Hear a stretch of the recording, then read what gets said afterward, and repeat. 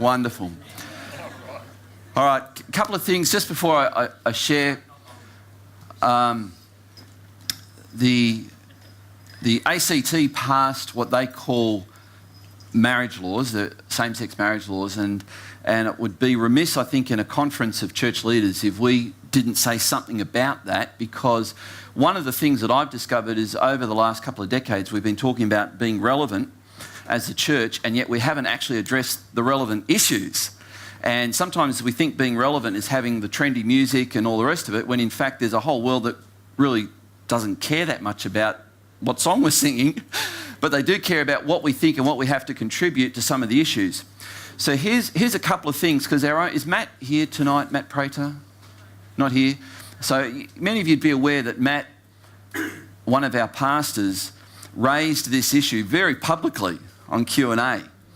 And I was able to get on the phone to Matt the next day and say, okay, this is, just give him some coaching through some of the media, a response, and just gave him some insight into that. Part of my world is trying to figure out how to say a lot in 30 seconds. So you've got to understand that that we live in a soundbite generation. You know that, right? So that when I think of the presidential election in the 1800s, just before the American Civil War, Abraham Lincoln went from town hall to town hall with his opponent. He would give a 2-hour speech. His opponent would then respond with a 2-hour response. They would then take an hour each of debating, and people wouldn't move for the whole 6-hour process. Try and get people to sit still for 6 minutes now, and we live in an age when the average attention span of someone who's 13, 14, is they tell us about 7 or 8 seconds. So you can imagine we're trying to reach a generation, and if we are missionaries, and I trust we all are, we are missionaries trying to reach the natives who don't want to read, especially boys. They don't read. They just don't read. Now that's a problem, because if you don't read, you don't get the facts, as Mark Edwards was saying. And so what it's reduced to is, when I came back to our apartment from our meeting last night, I turn on Channel 10 and there's what used to be the 7 p.m. project, which I think is just called The Project now, and they're clapping and cheering the ACT decision, and these are our university-educated 20-somethings who are influencing the teen-somethings about how to think. And if that's the case, and I think it is, we've got problems, because they're not teaching them how to think, they're teaching them what to think, exactly. And they're doing it, if you look at it, they do it in about 30 seconds. It's really quick. And so if you understand how marketing works, and I think every church needs to be involved in marketing, and I know if I said that 5 or 10 years ago, I'd be accused of being unspiritual. But the reality is, if the Apostle Paul had at his means today the ability to communicate his message with all of the available technology that we have, I reckon he'd use it. So here's something that I said to my church. I'm about to leave. As soon as this conference finishes, I'm on a plane, and I'm going to be doing some stuff in other places. And so this is what I said to my church. I said, would every teenager, please, when you come to church at Lagana, please do me a favour, turn your phones on. And I beg you, please, teenagers, please, would you please go on Facebook while you're in church, please? And would you please check in? Yeah. Now, if you are here tonight and you've got your iPad, iPhone, Samsung Galaxy, go on Facebook and check in. You know what that does in the social media world? We, at our radio station, we employ a social media personality. Her job is just to tweet and Facebook. That's all she does for us as a station. We went from having about 100 followers on Twitter to nearly 3,000 Twitter followers when we put this girl on a day a week. Now, what that does is, if you're looking at me like, Twitter, what on earth is Twitter? Then we probably need to have a talk later. Because I know that there are pastors here tonight who go, oh, that Facebook, that is such a distraction. I'm not getting into that. No way. Well, can I just say, you've got to. It's just, if you are going to reach a generation and be relevant, you've got to. Here's the other thing too. I make a great Instagram picture.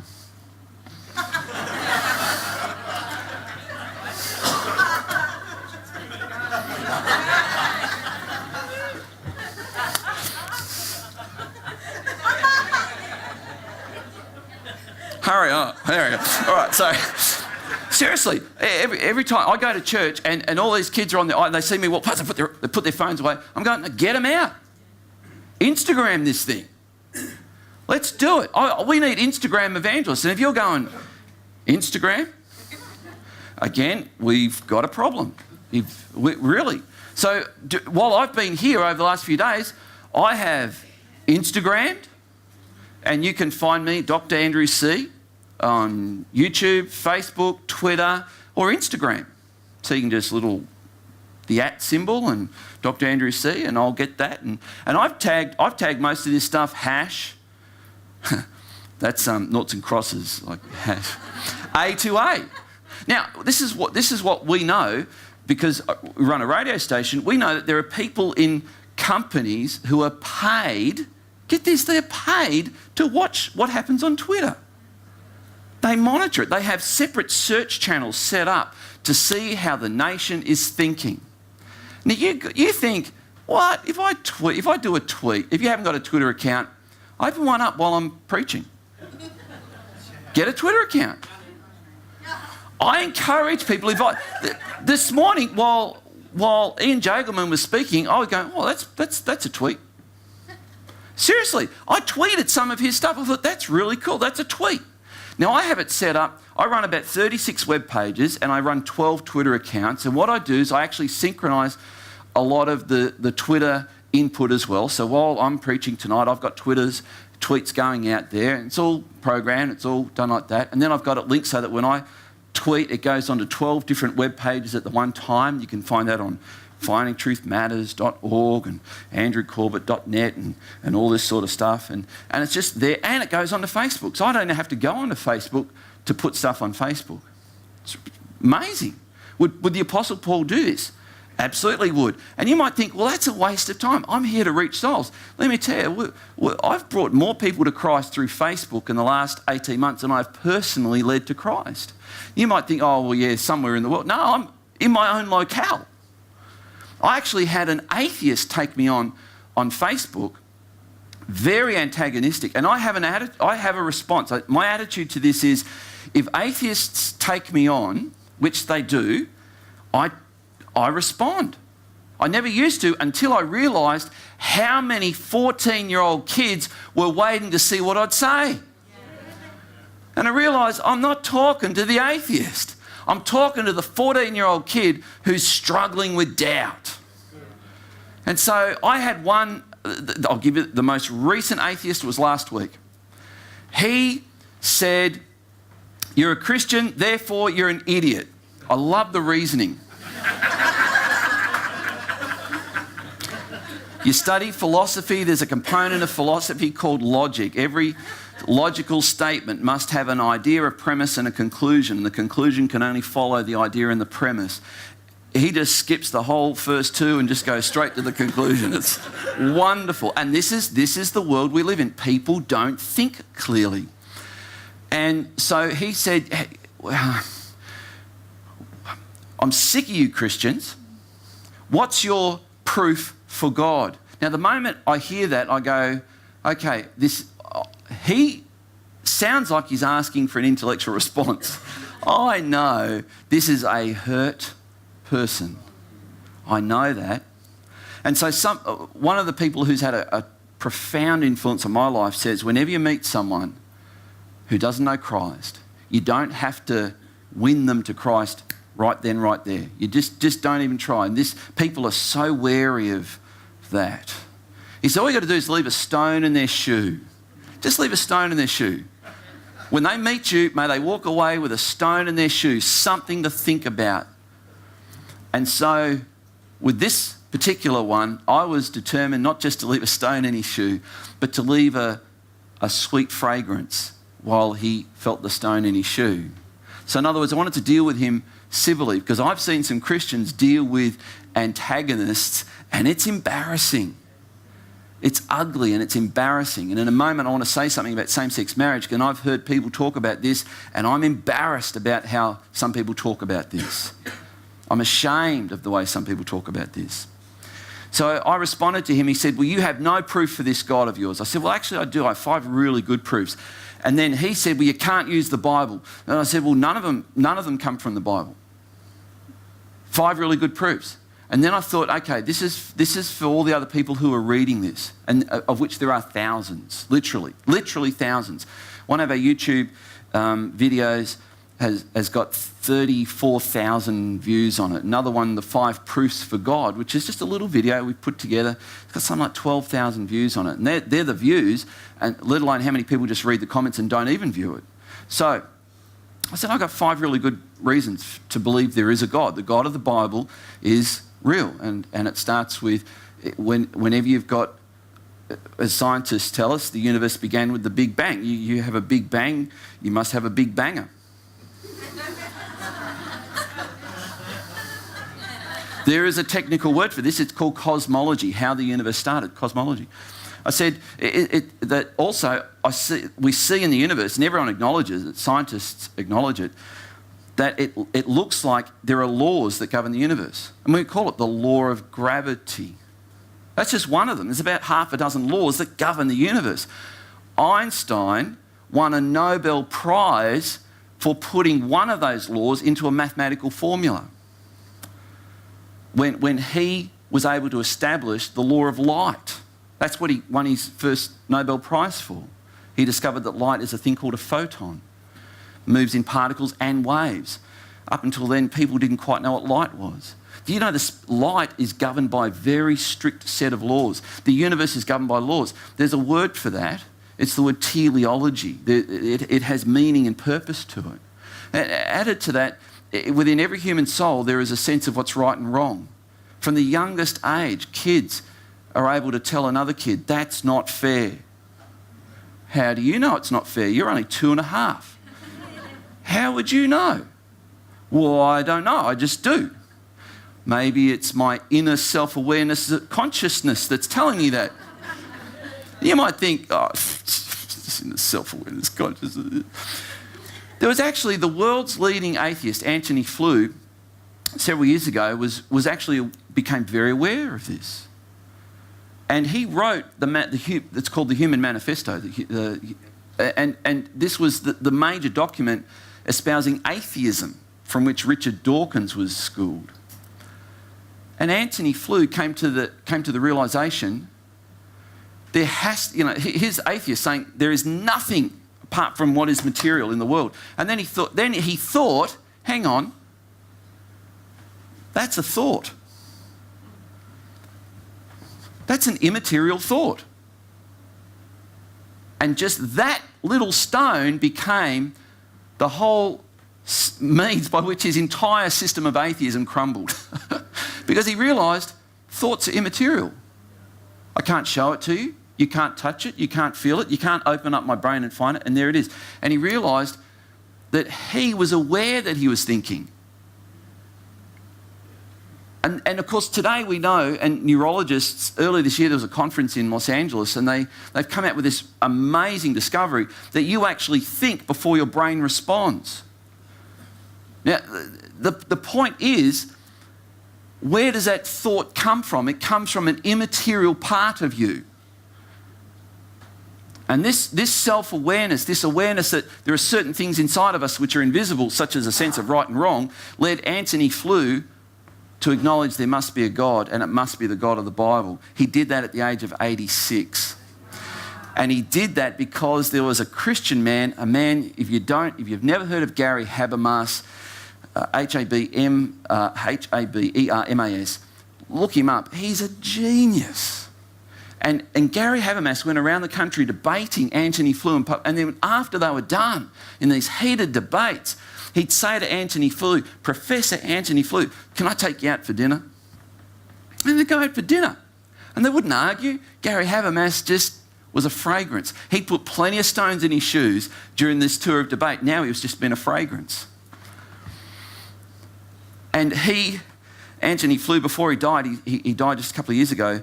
He died having written a book, Why I Am an Atheist. And there's a thought of one of those things where it says not.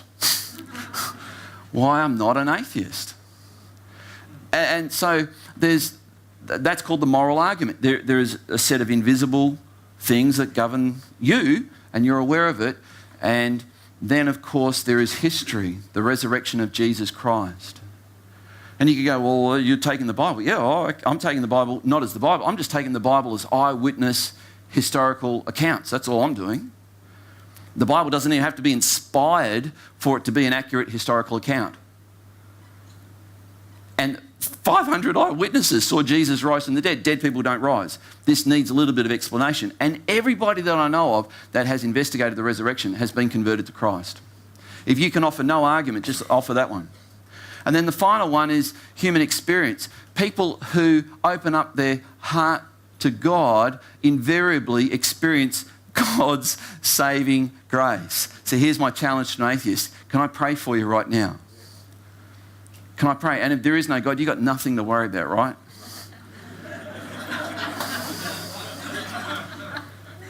And if I ask you to pray with me, something like this, oh God, show me who you are and show me if you're real. And if you are, change my life, I give it to you. You got no problem with praying something like that, have you? And most suddenly realise they have got a problem with it, because for most people, their objection to Christianity is not intellectual. So that was the last one I did. The one before that, we had this long debate, went over months. And then one Sunday, he turned up in church. Turned up in church and like this. And so people came up to him, prickly guy, came up to him and said, oh, great to see you here. Welcome to the church. He said, I'm here to find out what's wrong with all this. Do you remember that day, Josh, when Gareth turned up for the first time? And he said, the end of that day, he said, okay, come back next week. I didn't quite hear anything wrong today. And on his, I don't want to make fun of him, he'd probably tell you the same story, but on his third visit, he came up to me at the end and said, I'm convinced. I'm now a Christian. That's what he said. And that was through Facebook. So, there we go. So, when it comes to same-sex marriage, here's the deal. We're being told two people who love each other should be allowed to get married. What's the problem with that, Christians? Well, I'm a marriage celebrant. Kim loves to tell people when we meet them, my husband has married many women. In fact, this year I've married 5 women so far. I do a lot of weddings. I've got another 3 or 4 booked up over the next few months as well.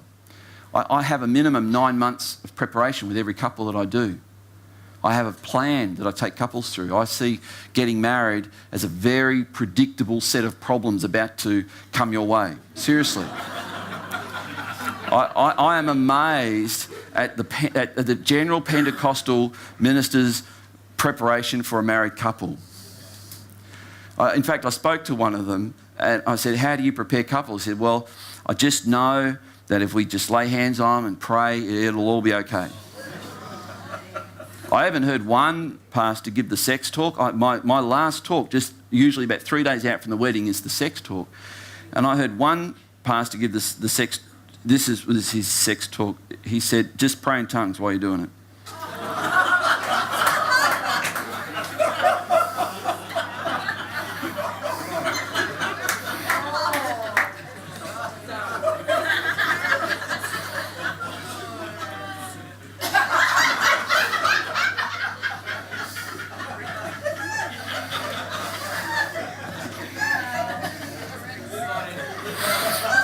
We've got to do better than that. And I'll say to a couple, if someone turns, if this guy turns, and I turn to the girl, this guy turns up at your door and says, okay, and the car's running, say, come on, let's go. You weren't expecting him, just turns up, let's go. You're going to have at least 3 questions for him. And those questions are, and every girl can tell me the 3 questions. Where are we going? How long will we be? What do I need to bring? Can I tell you, getting married is a far bigger deal than someone turning up in a car. And you need to ask exactly the same questions. Where are we going with this? How committed do I need to be, and will you be to me in this? And what do I need to bring into this relationship? To me, it's obvious. So I'm a marriage celebrant. I'm required, and if you're a marriage celebrant here, you're required by Australian federal law, the Marriage Act of 1961, to tick off on 5 prerequisites for marriage. And can I say the word love does not occur in the Marriage Act? Did you realise that? When a couple comes to me and say, we want to get married, I go, well, I don't know if you really love each other.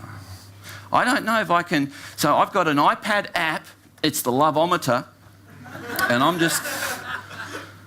I don't do that. The government says, we don't care if you love each other. Really, you read the Marriage Act. The word love doesn't even appear in there. There's something else the government's interested in for marriage.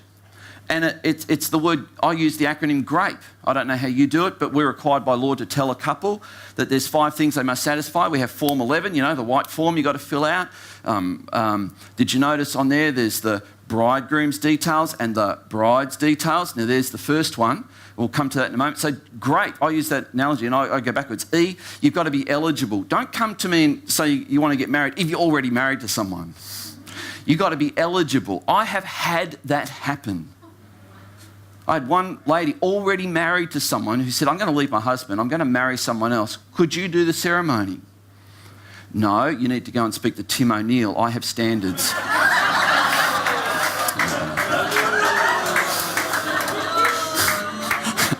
No, I didn't say that. I said, no, I can't do that. Eligible, you've got to be eligible. P, you've got to marry a person. You can't come in here and say, the guy I'm going to marry is out in the car. Could you just sign off on this thing? I go, no, I want to see this guy. Where is this guy? You've got to marry a person. You can't marry your football team, your dog, your animal. You can't marry a group. You've got to marry a real person. Just in one of the states in America a few weeks ago, a woman married herself. It's bizarre. Person. A, you've got to be of marriageable age. And that's why, as marriage celebrants, by law, we have to see a birth certificate for each of the members of the couple. R, relationship. You can't marry your sister or your brother, your mother, your father, your aunt or your uncle. You can marry your cousin, and I'm from Tasmania. And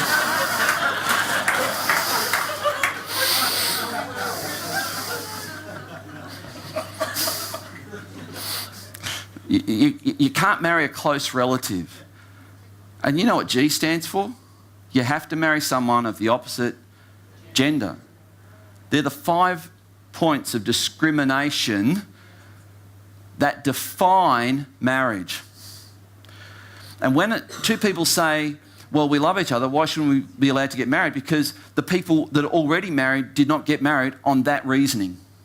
That's not why they got married. They got married for a whole other bunch of reasons, largely because it takes gender to have children. And the best way to raise children is in a committed relationship between the biological mum and dad. That's why the government is interested in marriages.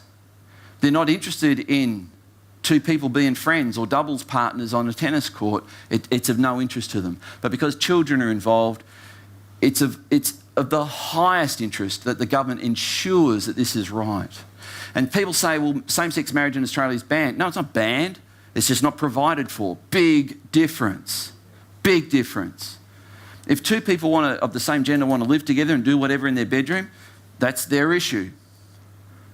We've got, opinions about that, but that's their issue. We are not banning them from getting married. It's just not marriage. It can't be.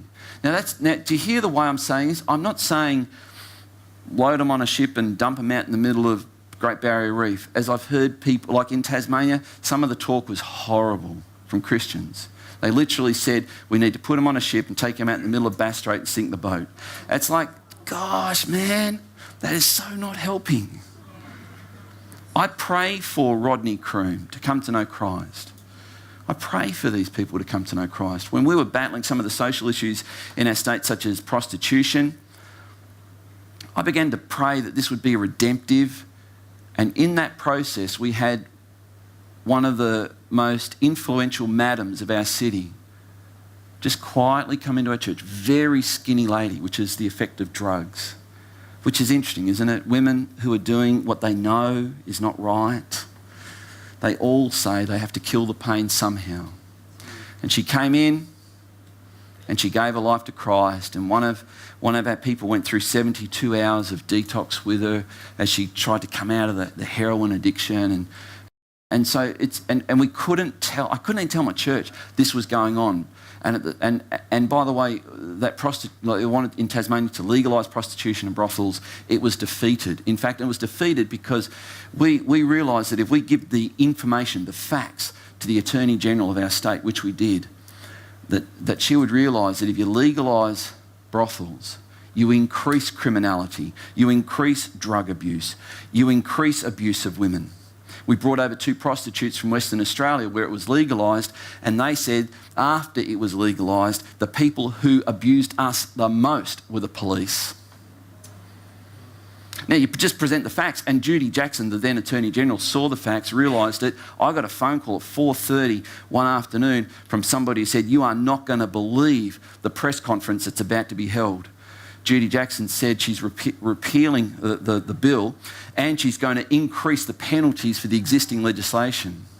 Now, this is not the gospel, but this is the background that helps people to understand what is right and wrong. And when people understand what is right and wrong, they understand their need for a saviour.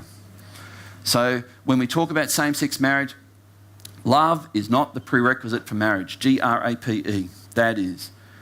And people say, well, how does it hurt you? Well, it hurts me in 3 ways. My personal liberties, my parental liberties, and my religious liberties. You pass same-sex marriage, all of those are harmed. All of them.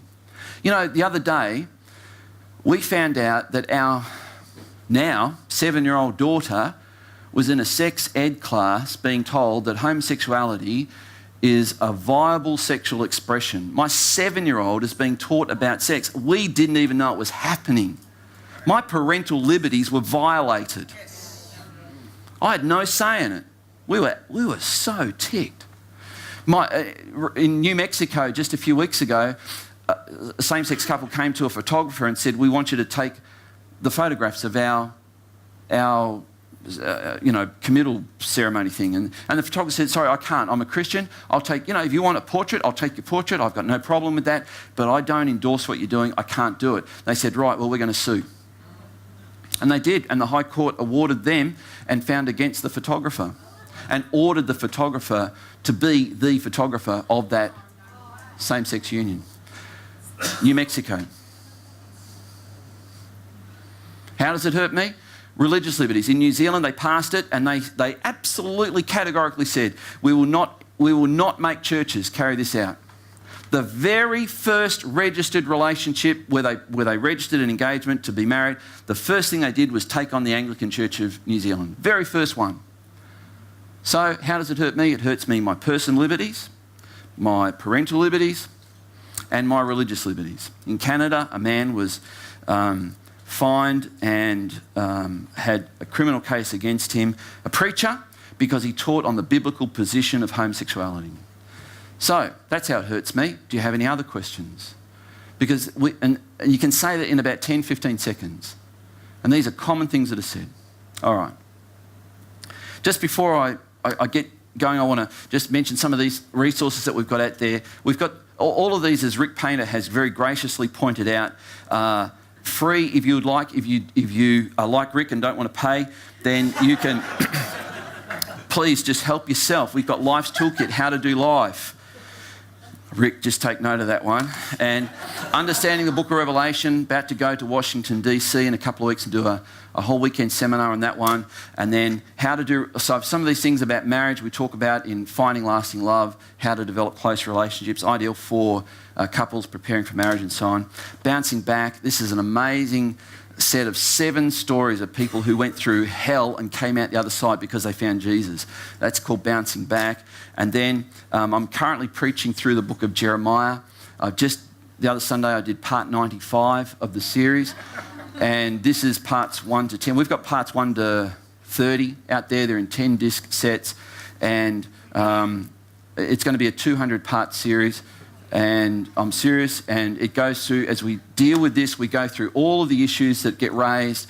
So we deal with biblical doctrine and all this sort of stuff, because when Jesus asked the question, who do men say I am? One of the first people they mentioned was Jeremiah the prophet. My question is why? And we explore that. So Jeremiah, I just think Jeremiah is utterly timely for today. And also dealing with the issue of homosexuality and so on is dealt with a little bit in this book, What is a Family? And that's just $2. It cost me more to publish that. So please help yourself out there to those. Is that okay? All right. Monday night we heard our president talk about the mission of the church. The mission of our church is to be an alliance of churches that are missional and are expanding locally and globally, or globally. That's a part of our mission. And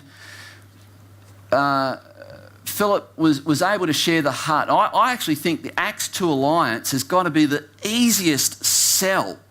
I mean, when I announced to our church that we were going from CLCI to the Acts 2 Alliance, I kid you not, I had about half a dozen people jump to their feet spontaneously, ready to, it just gave a standing ovation.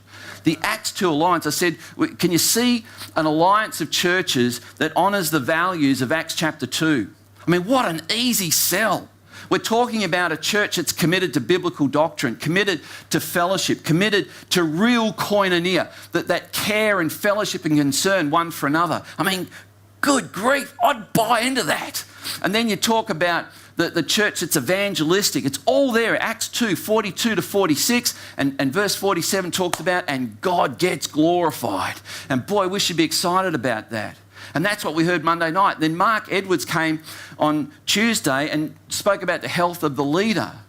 And this is, I've just turned 50, and I'm hearing him say when you turn 50, your metabolism changes, your outlook changes, your energy levels change. And I go, I know. I'm feeling it. And you have to take that on board, and you have to think, if I'm not fit, I can't do this thing. And I really appreciated what Mark said about the health of the leader. And the thing is, if we are going to fulfill our vision, we have to have some of the healthiest pastors in the nation running our churches. Now, I know that we can go, come on, guys, we got to get fit, because if I do this, there's 3 fingers pointing back at me. I've got a fitness goal. I know I'm not there yet. And we've got to be fit. Mark, boy, and you could go, well, that's not very spiritual. Yes, it is. God's not just interested in whether you can, do those things that Paul mentions in 1 Corinthians 13 that look spiritual. He's interested in whether you're looking after yourself. And I just found Mark brilliantly refreshing. And then to talk about those aspects of looking after your spiritual health, he called it your soul health. I'll call it your emotional health. Sometimes I've met pastors on what they tell me is the edge of burnout, and I've never been there. And that's not a brag. That's just the grace of God. And I think one of the reasons is because there are certain things I love doing. I love doing them, and I try and do them. And I've asked pastors. In fact, I asked one pastor, I said, what is it that you love doing? He said, I love just going out to my shed and doing woodwork. I said, great, that's awesome. Totally would bore me to death. But when was the last time you did that? He said, 18 months ago. And I just straight away go, you're in trouble. I don't even have to discern too much more to know you are in trouble. And I love tennis. My life when I was growing up was to be a professional tennis player. That's what I thought I was going to be. Today I'm still a registered tennis professional. I've got a young girl in my coaching stable who's playing for Tasmania in Brisbane today, and tennis was my world. And I get on a tennis court and I feel like Eric Liddell, Chariots of Fire. Eric Liddell became a missionary to China, right? He said, God has called me to be a missionary to China, but he has made me fast. And whenever I run, I feel his pleasure. Whenever I ace someone, I feel his pleasure.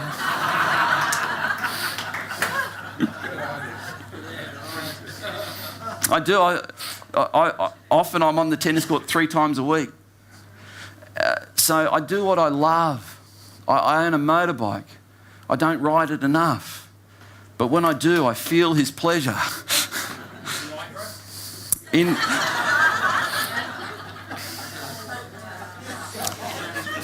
No. And Mark Edwards was talking about this and talking about your intellectual health. One of my primary mentors is dead. I receive most of my mentoring from a dead man. It's not necromancy, it's reading. This is my mentor, my posthumous mentor, F.W. Boreham. I set up a website, fwboreham.com. I'm making a documentary on this man's life. Part of our trip to Canada on Friday is to do some more filming for this project. This man feeds my soul. It's intellectually profound stuff. Banner of Truth lists F.W. Boreham as one of the 20 greatest preachers of all time. He's considered easily Australia's greatest preacher ever. He sold 20 million books, makes Bryce Courtney's book sales look like a paper round.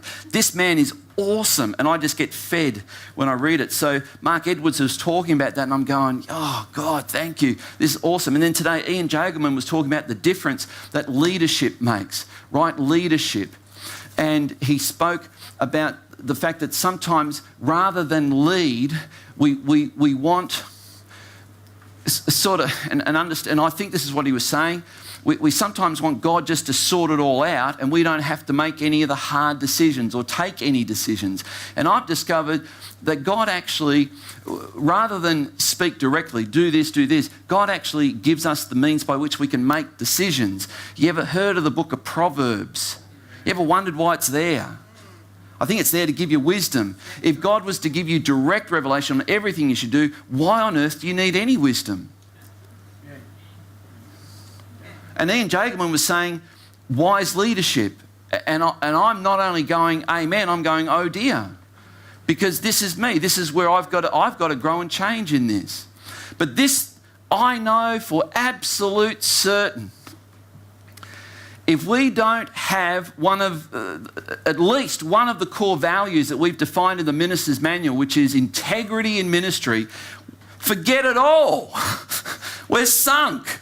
And sometimes in pastoral counselling, you've got to tell people directly. I've found that sometimes people are so stressed and so messed up. And I know that some of the trendy psychology is never tell people what to do, just let them speak it out. No, sometimes as a pastor, you have to guide, you have to lead, you have to tell people the next step because they're so numb to it all. And I've, in this, I've discovered that there are some times when you have people in that situation, you have to say to them, right now you may not know exactly the right decision, but can you identify bad decisions? Right now, can you see a course of action that you know straight away, if I did that, it would make it worse? And as a pastor, I have to sometimes think like that. Do you know what could make this situation worse? And my simple advice is, if you do, don't do that. Because, you know, in leadership, sometimes you don't make the right call. You just got to make what you think is the best call. And it may not be the bestest call, but it's not the worst thing you could do. And here's what I know. If we are not people of integrity, all this is sunk. And I'm hoping that the Acts 2 Alliance of pastors and churches can be known as a movement that holds integrity and ministry dearly. That we are people that we don't tolerate the wrong things, and that we hold leaders highly accountable. And I read through the book of Acts, this is the easy sell, and I see exactly that. I see that the church grew in not only numbers, but the fear of the Lord. And that's because these guys were men of integrity. I want to share with you just this little light-hearted story. It's not true and it's theologically unsound. A man appears before St. Peter at the pearly gates. Have you ever done anything of particular merit? St. Peter asks. Well, I can think of one thing, the man offers.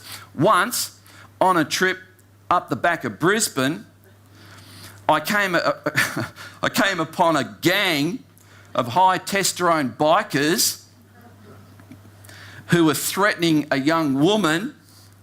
I directed them to leave her alone, but they wouldn't listen. So I approached the largest and the most heavily tattooed biker. I smacked him in the head, kicked his bike over, ripped out his nose ring and threw it on the ground and told him, leave her alone now or you'll have to answer to me. St. Peter was impressed. He's flicking through the register. He can't quite find that. And he said, when did this happen? About a minute ago.